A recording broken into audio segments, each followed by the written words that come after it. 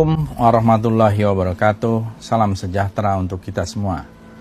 Saudara-saudara, beberapa hari ini kita diramaikan oleh sebuah polemik tentang hilangnya seorang tokoh yang sangat penting dalam sejarah, dalam kamus sejarah yang diterbitkan oleh Kementerian Pendidikan dan Kebudayaan.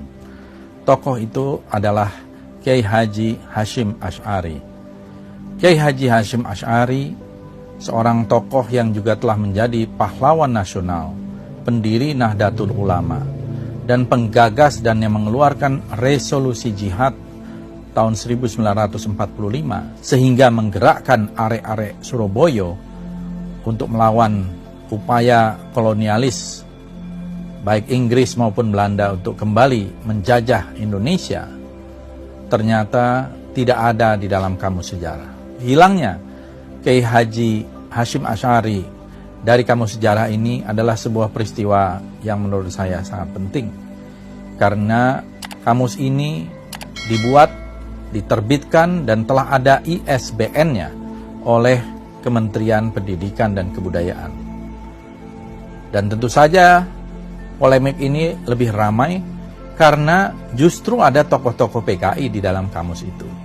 Ada tokoh PKI seperti Sneflit, Musso, Darsono, Aidit, dan lain-lain. Bagaimana bisa tokoh penting seperti Kiai Haji Hashim Asy'ari tidak dibuat entry-nya di dalam kamus, sementara tokoh-tokoh PKI yang jelas-jelas berkhianat kepada Republik Indonesia dimuat dengan panjang lebar. Ada apa dengan Kementerian Pendidikan dan Kebudayaan? Dan ini menurut saya memerlukan satu investigasi yang serius agar sejarah tidak dibolak-balik, agar sejarah tidak dibelokkan. Kita tahu selama ini selalu ada upaya untuk mengembalikan sejarah dengan penuh keraguan, terutama yang terkait dengan komunisme. Sejarah tahun 1948 tentang pemberontakan PKI Musso di Madiun selalu dikatakan sebagai provokasi Hatta atau Red Drive Proposals. Ini adalah akibat Perang Dingin. Begitu juga di tahun 65, mereka yang pro kepada PKI dan pro kepada sejarah versi PKI mengatakan bahwa itu adalah masalah internal Angkatan Darat. Itu bukan kudeta dari PKI. Saudara-saudara, dalih semacam ini adalah sebuah dalih yang bukan baru.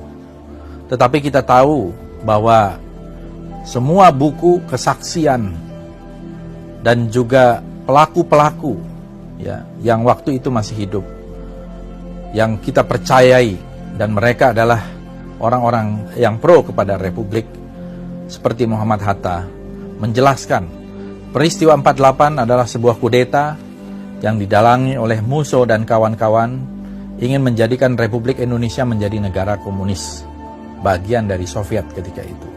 Dan ini sebuah pengkhianatan karena mereka menusuk dari belakang ketika kita berjuang, berusaha melawan kolonialis Belanda. Tiba-tiba PKI menusuk dari belakang pada saat yang sama. Begitu juga di tahun 65, para jenderal dibantai, dibunuh dengan sadis, disiksa, kemudian mereka dikuburkan di lubang buaya, dan besoknya saudara Untung membuat pengumuman tentang Dewan Revolusi yang mengangkat dirinya sebagai pemimpin. Dan ini adalah tipikal dari kudeta PKI. Begitu juga Harian Rakyat pada 2 Oktober mengamini apa yang menjadi kudeta tersebut. Upaya pembelokan sejarah atau menghapus jejak sejarah ini sangat berbahaya, apalagi melalui institusi-institusi resmi negara seperti Kementerian Pendidikan dan Kebudayaan. Perlu ada investigasi di dalam Kementerian Pendidikan dan Kebudayaan.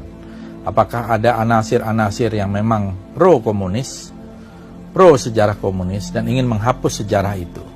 Ini menurut saya sangat berbahaya. Karena ini menyangkut masalah masa depan bangsa kita, keutuhan karena ini menyangkut masalah integritas sosial, budaya, politik kita, dan sudah ada kekuatan-kekuatan hukum yang permanen seperti TAP MPRS nomor 25 tahun 66 dan Undang-Undang nomor 27 tahun 99. Mudah-mudahan pemerintah segera melakukan investigasi terhadap kasus ini, dan mungkin saja ini merupakan fenomena gunung es karena banyak aturan-aturan lain yang ternyata justru meresahkan masyarakat dan menimbulkan satu kegaduhan yang tidak perlu karena ada oknum-oknum yang ingin membelokkan sejarah atau menghapus jejak sejarah dan ingin menempatkan kembali Partai Komunis Indonesia seolah sebagai korban, bukan pelaku kudeta, bukan pelaku pemberontakan. Terima kasih. Assalamualaikum warahmatullahi wabarakatuh.